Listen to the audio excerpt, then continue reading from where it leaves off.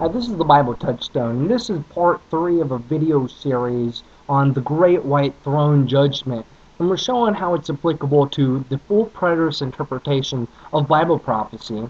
And in the first video, we showed the need and the anticipation for God to judge his enemies, those who transgress his covenant or his law, and would judge them according to the standard of his law, and that some would be found blameless. And we saw that the Messiah Prince, or Jesus Christ, that he would execute a righteous judgment. We saw in the last video that some, through an eternal redemption since the foundation of the world, were secured salvation even before they were born, even before the judgment, and the judgment had pronounced that those names that are written in the book of life, that they would be saved. And so we see here that there is a definite redemption here, that God had chosen through his sovereign election some to be saved, and this isn't conditional according to the person's works, because even before they were born, before the atonement, before the Lapsarian period, before Adam fell or anything like that, before the judgment, that some would be counted as blameless, or they would be foreknown to believe in the name of Jesus Christ. They would be assured and determined to be saved.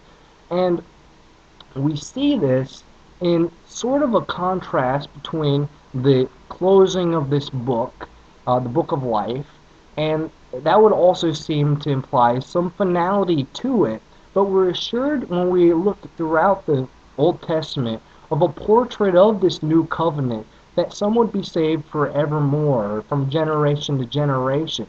So we're assured in our faith that we are of that redemption. For it says, Isaiah 59 verse 21, "As for me, this is my covenant with them, saith the Lord, my spirit that is upon thee, and my words which I have put in thy mouth shall not depart out of thy mouth, nor out of the seed of thy seed, nor out of the mouth of thy seed's seed, saith the Lord, from henceforth forever." Ezekiel chapter 37 verse 25, "And they shall dwell in the land that I have given unto Jacob my servant, wherein your fathers have dwelt, and they shall dwell therein, even they and their children and their children's children forever. And my servant David shall be their prince forever." And we know that that's Christ, the branch who would execute righteous judgment. And it says in Joel chapter 3, "But Judah shall dwell forever, and Jerusalem from generation to generation." And it says in Isaiah chapter 51 verse 8, "For the moth shall eat them up like a garment, and the worm shall eat them like wool. But my righteousness shall be forever, and my salvation from generation to generation." And it says in Isaiah 45 verse 17, "But Israel shall be saved in the Lord with an everlasting salvation. He shall not be ashamed nor confounded, world without end." And we know that that world was established to be inhabited, and it wasn't formed in void, the text says. In Luke chapter 1 verse 50 it says, "And his mercy is on them that fear him from generation to generation." So it wasn't like it just stopped when at the parousia and the appearing of Christ in the first century. It didn't exhaust the soteriological benefits, but it pronounced who and secured who would be saved and who wouldn't.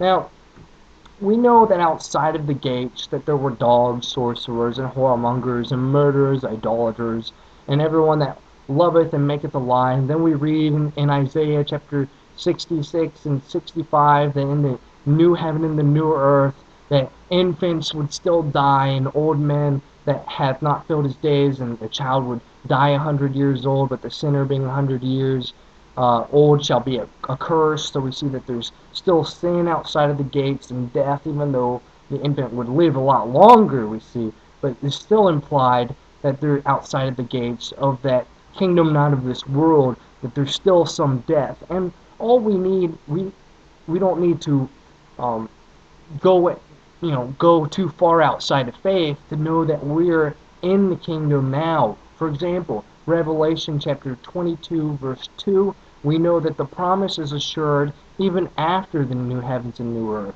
And by faith we know, for example, it says, "In the midst of the street of it, and on either side of the river, was there a tree of life, which bare 12 manners of fruits, that yieldeth her fruit every month.